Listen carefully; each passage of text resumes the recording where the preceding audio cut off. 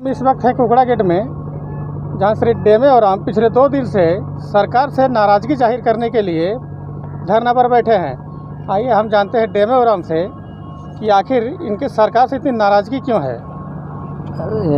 नाराज़गी का आज का नहीं है, ये नाराज़गी जब से हमारा ज़मीन अधिग्रहण हुआ है 1956 से लेकर के 1964। ये सिर्फ मेरा ही नाराज़गी नहीं है, बल्कि मेरे पूर्वज से ही नाराज़गी जताते आ रहे हैं, बताते आ रहे हैं। फिर भी अभी तक उन्होंने हम लोग को एक इंसान या सिटीजन्स के हिसाब से दर्जा नहीं दिया है। ये जो ज़मीन अधिग्रहण हुआ है 54 से 64 तक, लगभग 4000 एकड़ ये ज़मीन यहाँ रेलवे के नाम पे एक्वायर किया गया और विस्थापित किया गया।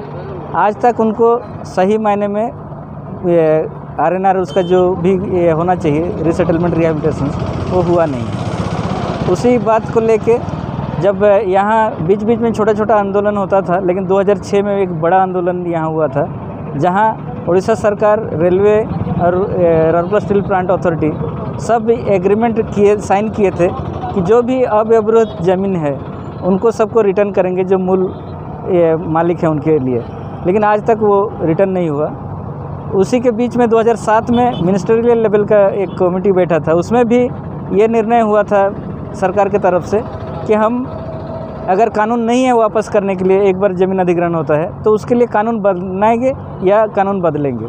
लेकिन वो भी आज तक सिर्फ एक कागज़ में ही लिखा रह गया। 2008 में फिर से उड़ीसा सरकार एक हमारे जो रेगुलेशन 2 का दिखाते हुए वो बोला कि हर आदिवासी के पास कम से कम 5000 एकड़ ज़मीन असिंचित और 2 एकड़ ज़मीन सिंचित कम से कम रहना चाहिए, वो रेगुलेशंस किया है।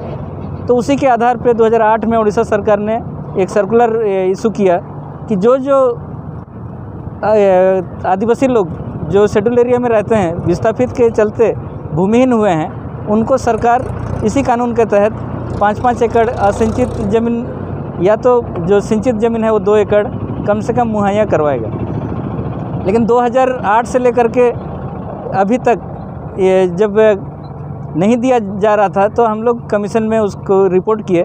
कमीशन ने भी रेकमेंड करके बोला था कि आप लोग इसको जल्दी से जल्दी इनको मुहैया कीजिए, अन्यथा उस ज़मीन पे कोई कार्य ना करें।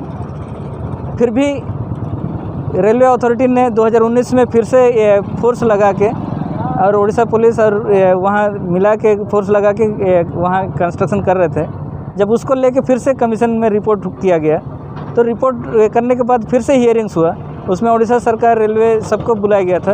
वहाँ फिर से एग्रीमेंट मतलब ये एक रिकमेंडेशन दिया गया कि अगर भी कोई ज़मीन में कोई कंस्ट्रक्शन ज़रूरी है तो वो विस्थापित लोगों के साथ परामर्श करके ही उसमें किया जाए, अन्यथा ज़ोर ज़बरदस्ती फोर्स लगा के काम ना किया जाए। 2019 के बाद आज तक हमारे जो रिसेटलमेंट रिहेबिलिटेट होना चाहिए 5 एकड़ या 2 एकड़ का जो प्रोविजंस है और नौकरी का जो प्रोविजंस है वो तो पूरा नहीं किए।